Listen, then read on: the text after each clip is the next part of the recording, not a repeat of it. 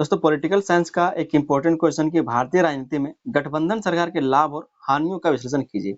भारतीय राजनीति में गठबंधन सरकार का क्या लाभ है और क्या हानि, इसके बारे में आपको बताना है। पिछला जो हमारा क्वेश्चन था वो इसी गठबंधन सरकार के बारे में पूछा गया था, उसमें बताया गया था, ठीक है। और वहां पर डिटेल में हमने समझा था कि जो भारत की राजनीति उसमें गठबंधन सरकार क्या है और वो किस तरह से काम करता है, इसके बारे में हमने समझा था। यहाँ पर हम लोग समझेंगे कि गठबंधन सरकार का क्या लाभ होता है और क्या क्या उसका हानि देखने को मिलता है। बिना देर के चलिए समझते हैं इस क्वेश्चन के आंसर को। चैनल पर है तो आप लोग चैनल को सब्सक्राइब कर लीजिएगा। कहा जा रहा है कि भारतीय लोकतंत्र एक बहुदलीय व्यवस्था पर आधारित है। बहुदलीय व्यवस्था पर आधारित है क्योंकि यहाँ पर एक दल नहीं बल्कि बहुत सारे दल हैं, जहां विभिन्न विचारधाराओं और क्षेत्रों का प्रतिनिधित्व करने वाले अनेक दल सक्रिय हैं। जहां पर कहा जा रहा है कि विभिन्न विचारधाराओं क्षेत्रों का प्रतिनिधित्व करने वाला अनेक सारा क्या है तो दल सक्रिय है। ऐसी स्थिति में कई बार किसी एक दल को स्पष्ट बहुमत नहीं मिलता, और जब इस तरह से स्थिति बन जाता है कई सारा दल हो जो अलग अलग क्षेत्रों का प्रतिनिधित्व करता हो, तो इस स्थिति में किसी भी एक दल को सारा बहुमत नहीं मिल पाता जो सरकार वो बना सके, मतलब स्पष्ट बहुमत नहीं मिल पाता। तब विभिन्न दल मिलकर के सरकार बनाते हैं जिसे गठबंधन सरकार कहा जाता है। तब जो है एक या फिर उससे जो दो है या फिर उससे अधिक दल मिलकर के सरकार बनाते हैं, उसी को गठबंधन सरकार कहा जाता है। गठबंधन सरकार भारतीय राजनीति की एक महत्वपूर्ण वास्तविकता बन चुकी है, जिसके अपने लाभ और हानियां दोनों हैं। कहा जा रहा है कि आज के समय में जो गठबंधन सरकार है वो भारतीय राजनीति की एक महत्वपूर्ण वास्तविकता बन चुका है, मतलब सच बन चुका है। आज के टाइम में चाहे वो राज्य का सरकार हो चाहे वो देश का सरकार हो, अब हमेशा देखते हुए कि वो गठबंधन से ही बन रहा है। इसलिए कहा जा रहा है कि गठबंधन सरकार भारतीय राजनीति की एक महत्वपूर्ण वास्तविकता बन चुका है, जिसके अपने लाभ हैं और कुछ हानियां भी हैं। यहाँ से हम लोग देखेंगे कि जो गठबंधन सरकार है उसका क्या क्या लाभ है, उसके बाद हम लोग इसकी हानि को भी समझेंगे। ये क्वेश्चन भी ज्यादा इंपॉर्टेंट है इसलिए करा दिया जा रहा है। आप लोग के लिए हम प्लेलिस्ट बना दिए हैं, लिंक आपको इसी वीडियो के डिस्क्रिप्शन में देखने को मिल जाएगा, तो जाकर के आप लोग एक बार डिस्क्रिप्शन चेक कर लीजिएगा, वहां पर आपको लिंक मिल जाएगा। और वहाँ सारे आंसर को हम डाल दिए, सारे जितना भी इंपॉर्टेंट क्वेश्चन सारा हम बना दिए, तो उसको एक बार चेक कर लीजिएगा, अपने दोस्तों में इसको शेयर कर दीजिएगा। पहला जो लाभ है गठबंधन सरकार का वो है विविधता का व्यापक प्रतिनिधित्व। कई सारे जो लोग हैं वो अलग अलग क्षेत्रों में रहते हैं, उनकी भाषा अलग होती है, परंपरा अलग होती है, संस्कृति अलग होता है, ठीक है। तो इन सब चीजों को देखते हुए वहां पर जो नेता होता है वो उनका मदद करता है, उनके बारे में बात करता है। तो इसी तरह से बहुत सारे यहाँ पर विविधताएं हैं भारत में, तो विविधता का व्यापक प्रतिनिधित्व हो पाता है। ये इसका क्या है तो गठबंधन सरकार का एक लाभ है। कहा जा रहा है कि गठबंधन सरकार में कई दल शामिल होते हैं जो अलग अलग क्षेत्रों, जातियों और वर्गों का प्रतिनिधित्व करते हैं। जो क्या करता है तो अलग अलग जात का, वर्ग का, क्षेत्र का प्रतिनिधित्व वो करता है। इससे सरकार अधिक समावेशी बनती है और हर वर्ग की आवाज को महत्व मिलता है, और हर वर्ग की आवाज को क्या है तो महत्व मिल पाता है। अगर मान लीजिए जो केंद्र सरकार है वो चार लोगों से मिलकर के बना है, चार दलों से मिलकर के बना है, तो जो चार दल है क्या एक ही क्षेत्र से भी आया होगा? नहीं, कोई साउथ से आया होगा, कोई पूरब से आया होगा, कोई पश्चिम से आया होगा, ठीक है, कोई उत्तर से आया होगा। तो इस तरह से अलग अलग क्षेत्रों का, विविधताओं का वो प्रतिनिधित्व कर पाता है। ये क्या है तो गठबंधन सरकार का लाभ है। यह लोकतंत्र को अधिक प्रतिनिधित्व और न्यायपूर्ण बनाता है। इससे शासन में संतुलन और समावेशन की भावना विकसित होती है। इससे क्या होता है शासन में संतुलन बना रहता है और समावेशन की भावना विकसित होती है। अगला इसका लाभ है वो है सत्तावाद पर नियंत्रण। जो सत्तावाद है उस पर नियंत्रण किया जा सकता है, मतलब जिसका शासन होता है, जिसके पास सत्ता होता है, वो राजा की तरह जीता है, या फिर कह सकते हैं उसके पास पूरा पावर होता है। तो जो सत्तावाद है उस पर नियंत्रण किया जा सकता है, क्योंकि अब जो सरकार है वो चार लोगों से मिलकर के बना है, चार दलों से मिलकर के बना है। तो कोई एक जो सत्तावाद है, जो दल है, वो सत्तावाद नहीं कर सकता, तो सत्तावाद पर नियंत्रण किया जा सकता है। ये भी क्या है तो इसका एक लाभ है। कहा जा रहा है कि गठबंधन सरकार में कोई एक दल अत्यधिक शक्तिशाली नहीं होता, सभी दल एक दूसरे पर निगरानी रखते हैं। सभी दल जो है क्या एक दूसरे पर निगरानी रखते हैं। इसी को कहा जाता है सत्तावाद पर नियंत्रण। इससे सत्ता के दुरुपयोग की संभावना कम हो जाती है। यह लोकतांत्रिक संतुलन और पारदर्शिता को मजबूत करता है। सीधा सीधा अगर उदाहरण देकर हम इस चीज को समझाना चाहें तो इस तरह से समझा सकते हैं कि चार लोग अगर कोई चोरी करने के लिए गया है और अगर एक व्यक्ति कोई पकड़ा गया, तो समझिए कि चारों को चारों पकड़ा ही जाएगा, क्योंकि जब उसको एक थप्पड़ लगेगा तो तुरंत बोलने लगेगा कि मेरे साथ कौन कौन गया था। इसी तरह से अगर चार दल मिलकर के सरकार बनाया है, अगर कोई एक अकेला पैसा खाना चाहेगा तो उसको खाने देगा, खींच के ले आएगा, कहाँ रे बाबू, कहाँ पैसा खा रहा है तू, हमको भी देना पड़ेगा। तो इस तरह से इसका कुछ नकारात्मक प्रभाव देखेंगे, वहां पर हम इस चीज को समझेंगे, लेकिन सकारात्मक प्रभाव इसका यही है कि सत्तावाद पर नियंत्रण करता है। आगे इसमें कहा जा रहा है जो इसका लाभ है गठबंधन सरकार का वो है सहमति आधारित राजनीति। सहमति आधारित राजनीति, इसमें क्या होता है तो जितने भी दल होते हैं जो सरकार बनाते हैं मिलकर के, सभी दलों का सहमति आधारित होता है। इसलिए कहा जा रहा है कि सहमति आधारित राजनीति यहाँ पर होती है।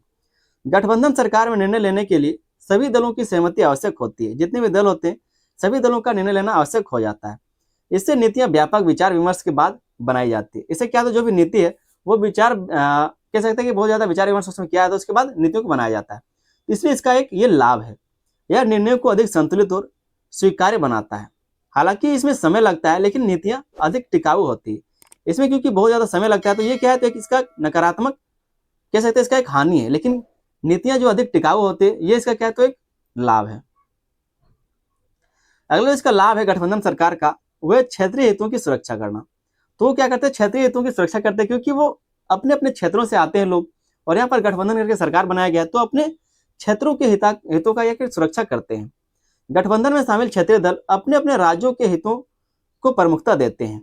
इससे क्षेत्रीय संतुलन कम होता है और विकास का लाभ सभी क्षेत्रों तक पहुंचता है। और जो विकास का लाभ है वो सभी क्षेत्रों तक पहुंचता है। जितने भी क्षेत्र के वहां पर नेता पहुंचे उतने क्षेत्रों तक लाभ पहुंचेगा। यह राष्ट्रीय एकता को भी मजबूत करता है। क्षेत्रीय समस्याओं को राष्ट्रीय स्तर पर स्थान मिलता है। ठीक है, तो गठबंधन के ये सब क्या है, तो कुछ लाभ है। अगला जो लाभ है वह है लोकतंत्र को मजबूत बनाना। लोकतंत्र को ये मजबूत बनाता है। गठबंधन सरकार लोगों को विभिन्न विकल्प प्रदान करती है। जो गठबंधन सरकार है वो लोगों को क्या करता है, तो विभिन्न विकल्प प्रदान करता है।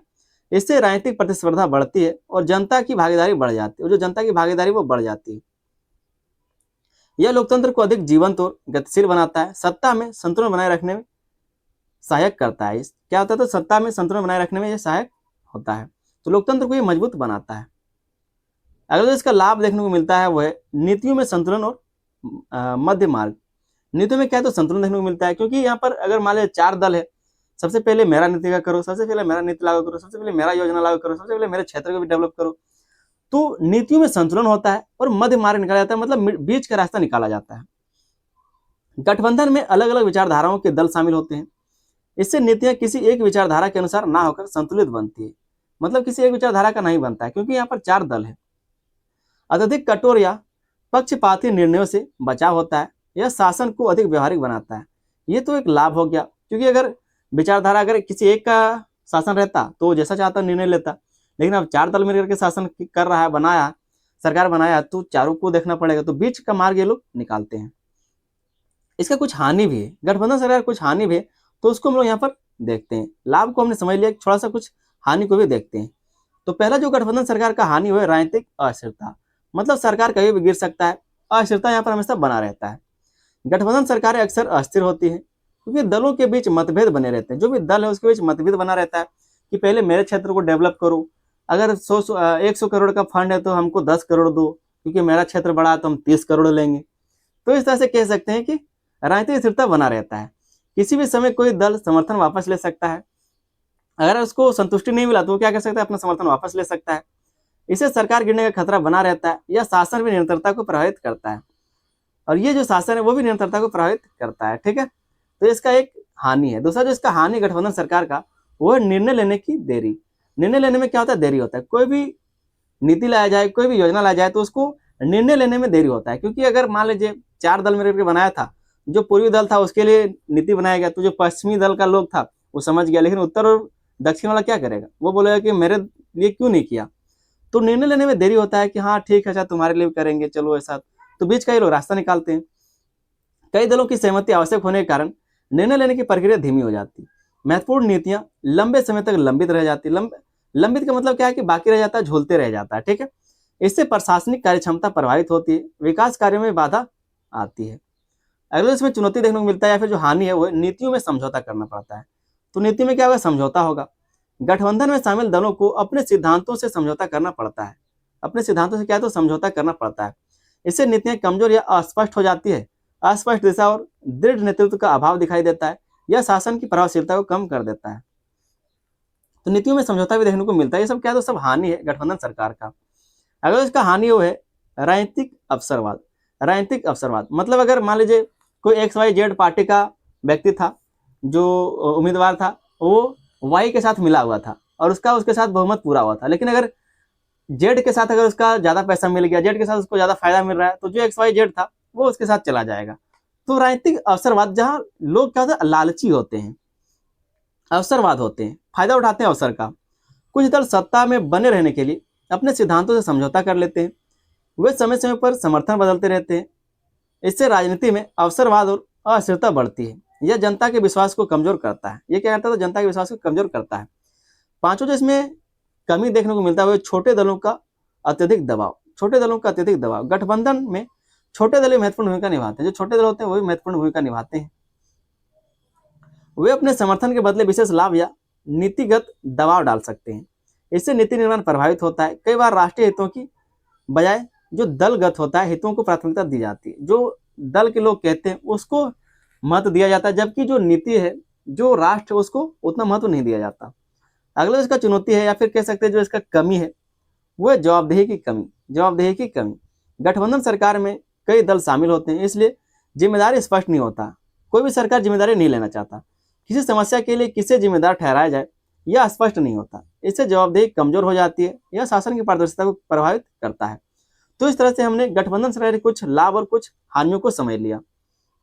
आगे एक छोटा सा निष्कर्ष को देख लेते हैं। कहा जा रहा है कि गठबंधन सरकार भारतीय राजनीति की एक महत्वपूर्ण और अनिवार्य वास्तविकता बन चुकी है।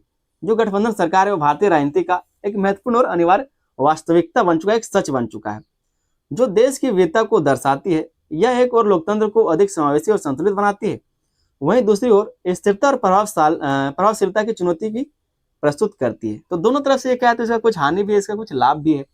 तो दोनों तरफ का ये बात करता है। उम्मीद करते हैं क्वेश्चन का आंसर आपको समझ में आ गया होगा। इससे पीछे जो हम क्वेश्चन करवाए थे सेम उसी तरह का क्वेश्चन था, लेकिन क्वेश्चन थोड़ा सा अलग था। उसमें हमने कुछ और चीजों को समझा था, यहाँ पर हम सिर्फ इसके लाभ और हानियों को देखे। उम्मीद करते हैं क्वेश्चन का आंसर को समझ में आ गया होगा। चैनल पर नहीं तो आप लोग चैनल को सब्सक्राइब कर लीजिएगा। वीडियो पसंद आए तो वीडियो पर लाइक कर दे, अपने दोस्तों में इसको शेयर भी कर देना। एक छोटा सा आपसे हेल्प चाहिए कि आप लोग वीडियो को शेयर कीजिए। चैनल को दोस्तों आप लोग सब्सक्राइब जरूर कर लीजिएगा। मिलते हैं किसी अगले वीडियो में, तब तक के लिए धन्यवाद। जय हिंद।